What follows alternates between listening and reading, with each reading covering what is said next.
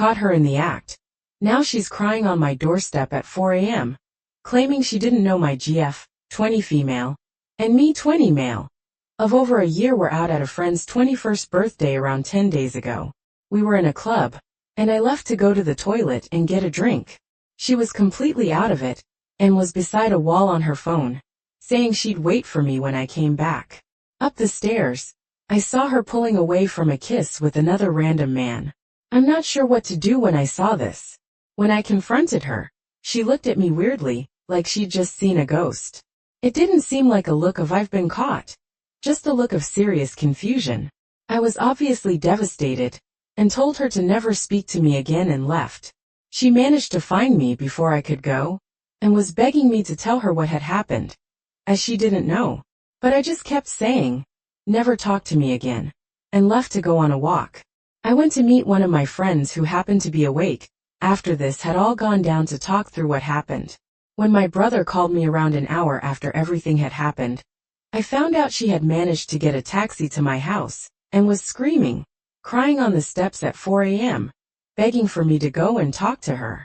She knew what happened at this point, as I texted her mom. We were fairly close, about how betrayed I felt. I refused to talk to her, and eventually, my mother had to drive her home. After about 4 hours of sleep, I awoke up to calls from both her and her mom, begging me for forgiveness, and an explanation as to what happened. As she insisted she still didn't know, I didn't budge. But they both came to my house to beg me for forgiveness, and did so for hours.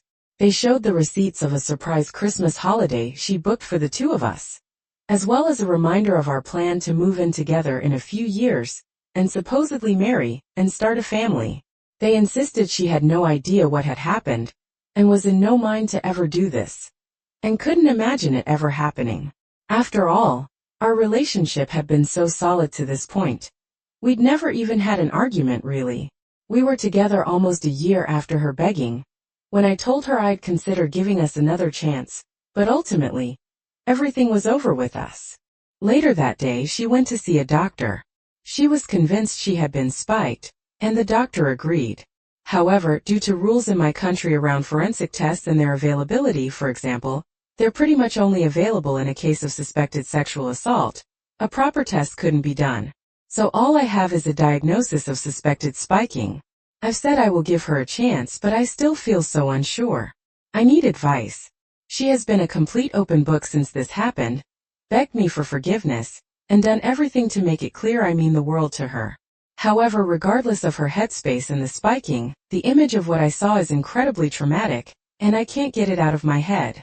We're currently in contact and trying to see if we can move past this, but I don't know if I ever will be able to, especially be able to rebuild the trust that's been destroyed. To note, she's a high-level athlete that travels often throughout the year, and we were also preparing for a long-distance relationship to begin close to this time in 2025.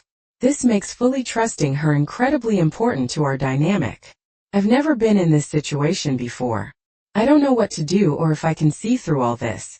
I know this isn't as hardcore as a 10-year marriage being ended by an emotional affair, like often seen on this sub, but I could use opinions from people with no connection to either of us in any way. Thanks for relevant comments. How does she go from being inebriated from her drink being spiked to chasing you through the bar, and in a taxi to the house? So, the inebriation only lasted moments, which doesn't really make sense. Although, if she really was that far out of it, as you said at the beginning of the story, why would you leave her alone? Why not leave a friend with her? It's so confusing. She wasn't that out of it. I thought none of it made sense. We were making out heavily and talking about heading home just before I went to the toilet.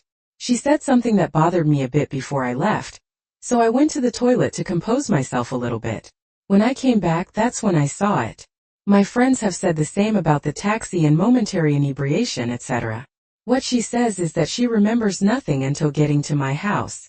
She had no phone or anything when at my house and was supposedly sent off by club staff. However, I still don't know what to believe from her or not. I'm a high-level athlete who travels a lot. I see more substance in your future, and that's my fear. My question is, if she had this desire to cheat on me the way she did, why didn't she do it when she was away? To be fair, she was never out drinking.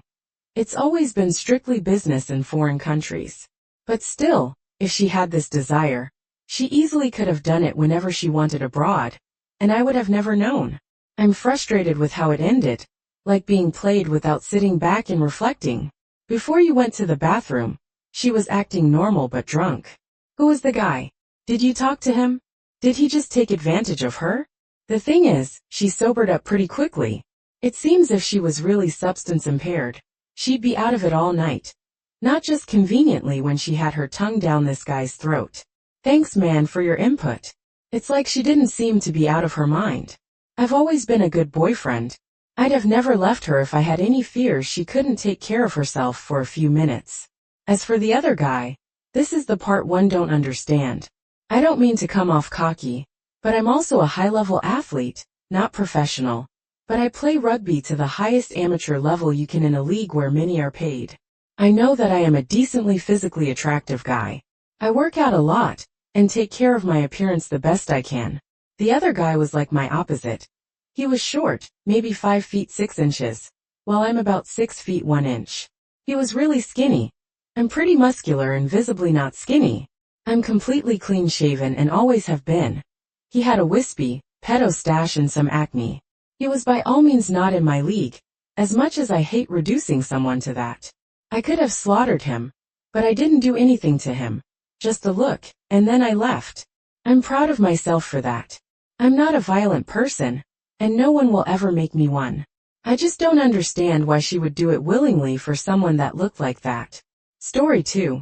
My husband passed away almost 3 years ago, leaving me a solo mom of an 8-year-old. I've learned a lot about who he really was since then. Let's just say that if he were alive, we wouldn't still be married. About 6 weeks ago, a process server showed up trying to serve him with a court order to submit DNA for a kid. I gave him a copy of the death certificate, and sent him on his way. Shortly after that, a woman shows up on my doorstep saying that the kid she had with her was my late husband's child. Is it? I don't know and I don't care. It kind of looks like him, but also looks young enough that they would have had to have been conceived very, very shortly before his death. I told her that he was gone, and where she could find his grave. She almost immediately started demanding her half of his estate. I laughed and told her that half of nothing was nothing, and she was welcome to that. I've been informed that I might be the idiot. It's true there was no estate, but there were assets that passed outside of probate. One of those assets was a rental property that his parents gave us years ago, deeded with him and I as joint tenants with rights of survivorship. In short, it became mine when he died. I've already sold it, and that will be the money that sends my kid to college. Legally, I'm good already. I talked to my attorney about this. While I feel bad for this child, I also have a child of my own to look out for. I'm going to edit this to answer a few questions that I've gotten. No, there was no will in place for him. In my state, intestate inheritance laws say that if the only heirs are me and my child, then the first $50,000 of the estate go to me, and my child gets half of what's left. If this does turn out to be his child, then half of the estate would go to me and half to the children, i.e., my child would get 25%, and the other child would get 25%. However, that is a moot point because his estate was literally an empty bank account and $40 in cash. Everything else passed outside of probate. A good estate attorney is worth every penny, even if I never could get him to meet with her to do his dang will. There was no life insurance. Yes, I'm in the U.S., and my child is receiving survivor's benefits. They aren't huge, but they do pay for the therapy bills. He hadn't worked for a vast majority of our marriage, but luckily, he did have enough credits to qualify. At this point, I'm not opposed to helping the other child receive the same benefits, since it won't affect mine. However, my attorney has recommended to hold off at this time, because we don't know what she's planning. She assures me that if the other mother files with Social Security, they will backdate any payments to at least the date filed, so holding off won't affect the total amount. If it does turn out to be his child, I have no idea if she knew he was married at the time or not. My husband's parents are alive, but our relationship is strained at best. I haven't told them about any of this, and have done my best to let them keep believing that their son was a saint. Relevant comments, not the idiot for having nothing to offer, but you are definitely the offer. Referring to this child, isn't it like he or she isn't even alive to you? How hateful that a child, innocent, completely innocent, is a person who did literally nothing to ask for your cruel dismissiveness of their very humanity. I'm trying to maintain some semblance of privacy here by not referencing whether it's a boy or a girl. I live in a small town, and the rumors are already flying. Not the idiot.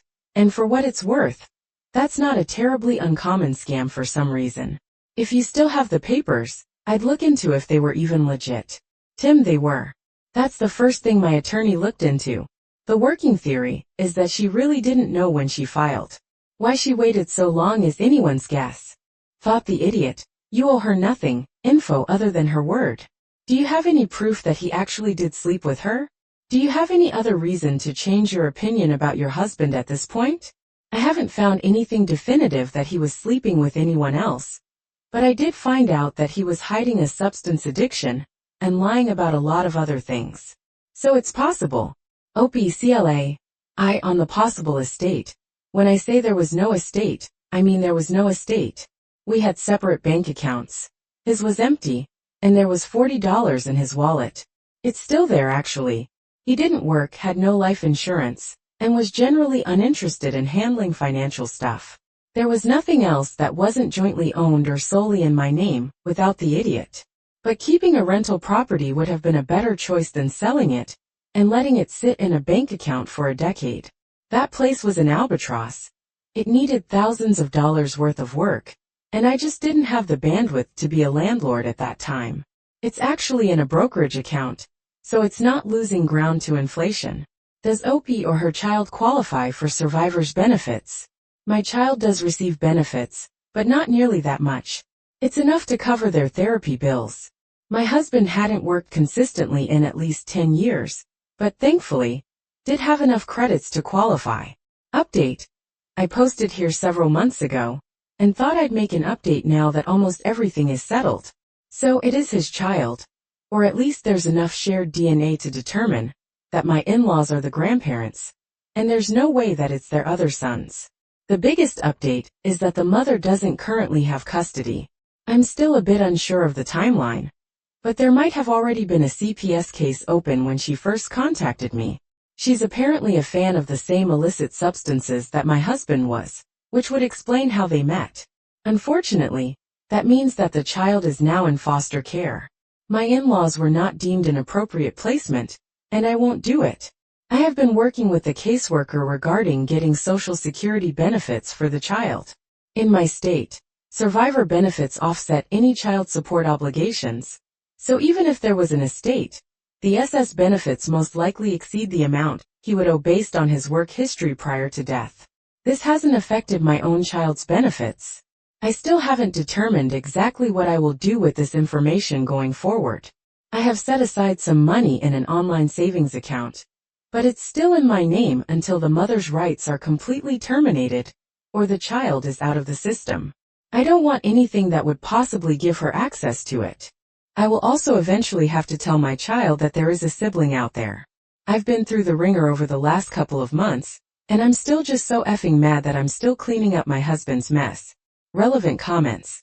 Does the OP's husband have any siblings that could take the child in? There are 2 siblings, both out of state.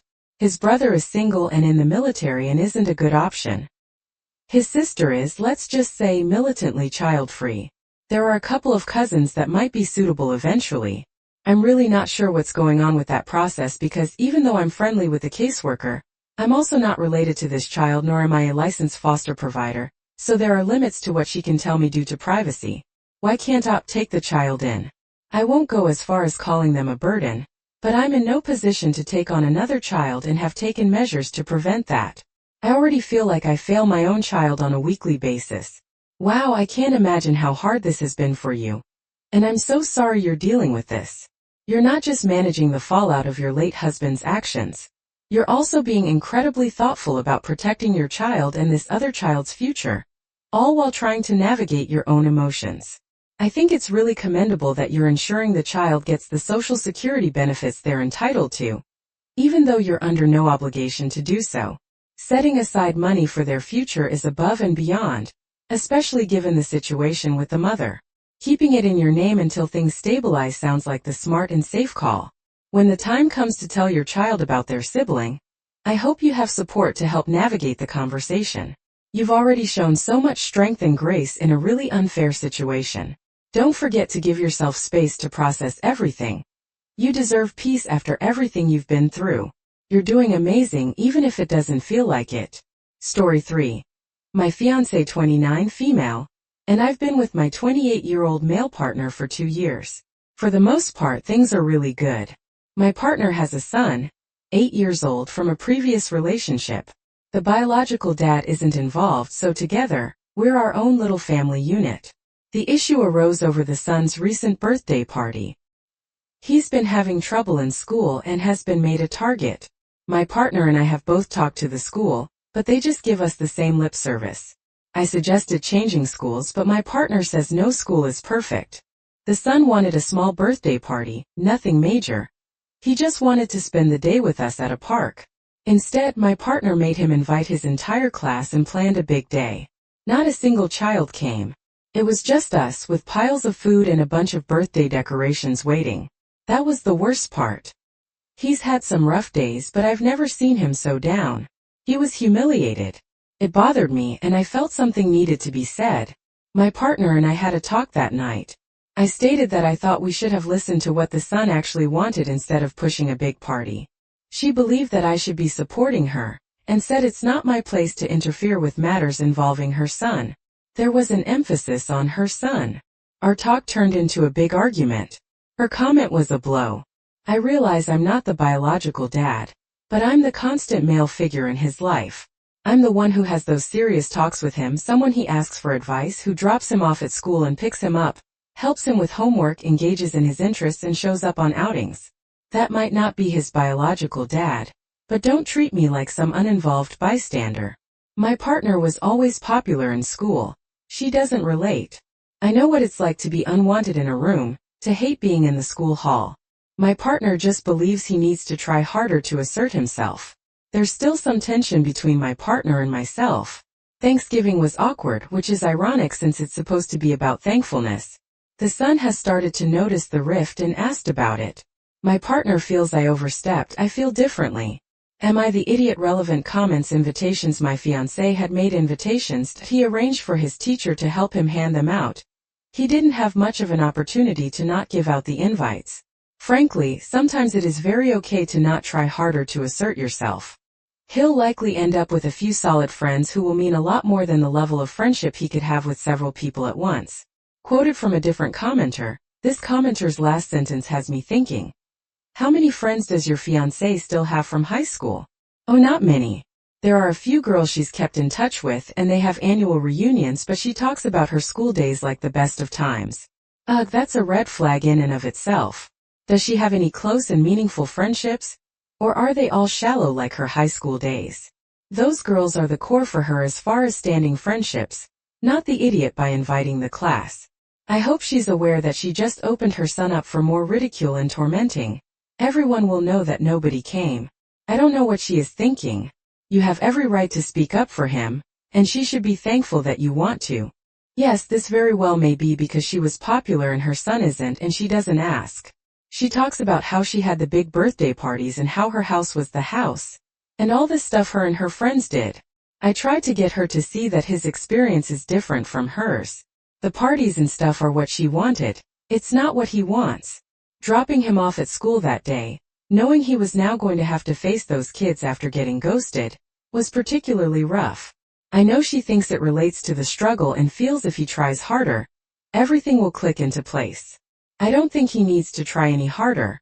He's a good kid and considers others. Update. Thanks everyone for the input.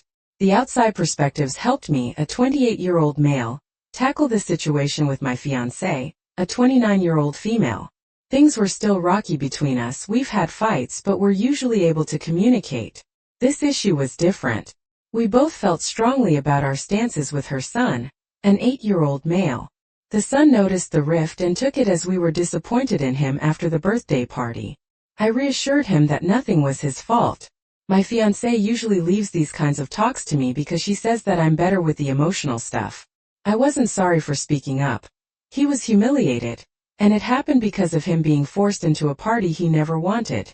My fiancé and I arranged to talk while he was at school. She felt we needed to hash things out too. It was my help that we could work toward a solution. We both started off apologizing for contributing to the fight and letting it drag out. I told her that I was hurt by how dismissive she was of me, and how I needed to keep out of issues with the son. She's never pulled that card before. She wanted me to have a presence with him. She said that she spoke out of anger and didn't mean any of it. She felt judged and took everything she was holding out on me. I expressed that the son needed an advocate, and he sometimes struggles speaking up because he wants her approval. This was something we discussed before. She admits pushing a party was wrong. She said that she loves the role I take with the son but feels that he and I connect in a way that they don't, and that's hard for her. I tried reassuring her that she's his mom, and no other bond could negate that. She's one of the only people he wanted to spend his day with. I'm here to support both of them, but that doesn't mean agreeing with her on everything. I feel chasing popularity will only be trouble as he gets older. Something that was recommended on here was therapy. I thought it would be good for us, but she wasn't entirely close to the idea. She's hesitant about the notion of therapy. The son will be changing schools, and we're also looking for clubs for him. He has a talent for drawing, and I'm honestly impressed every time. I'm encouraging my fiancé to embrace his creative side. I believe my fiancé means well and wants the best for the son, but I feel she has to be more receptive of what he's telling her. He may never be popular. Most kids aren't, and it doesn't mean he's doing something wrong. Kids and people in general can be cruel. I even told her if she and I had gone to school together, her friends probably would have made fun of me. The son's experience is his, and he'll come into his own overall. We did better talking instead of going at each other, which is better for everyone involved. I'm still going to speak up for the son. When I was his age, there were times I wish someone spoke up for me. Thanks again to everyone for the support. I really appreciate it. One comment asked if the mom has ever had a heartfelt one-on-one conversation with her child about how he truly feels. Actually getting down to his level and asking what he truly wants in life can be revealing.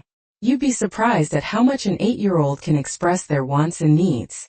This was definitely a wake-up call for the OP's fiancé, when the future step-parent has a better relationship with her own son than you do. The important thing is how she responds, if she can listen to their son, or if she'll slip back into projecting expectations again. She's emotionally neglecting her kid. Not once has she considered his feelings, his interests, or wishes through the whole ordeal. All things you've been advocating for the whole time. What did she do to try and salvage the failed party? Or did she dive right into ranting about how it was ruined? The fiancé shouldn't have needed you to tell her she's being selfish. She should have listened to the kid's needs to begin with, instead of pressing on with a performance she felt she needed to put on to earn some kind of social clout, to demonstrate what a good mom she is. Therapy isn't optional. It's essential. Mothers like her result in kids suffering from severe depression and anxiety into adulthood, where they'll get therapy anyway to undo the damage done.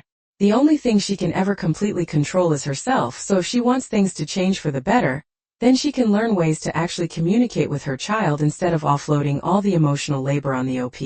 Nothing will change for the kid if his own mother is ashamed of him for not being an extrovert.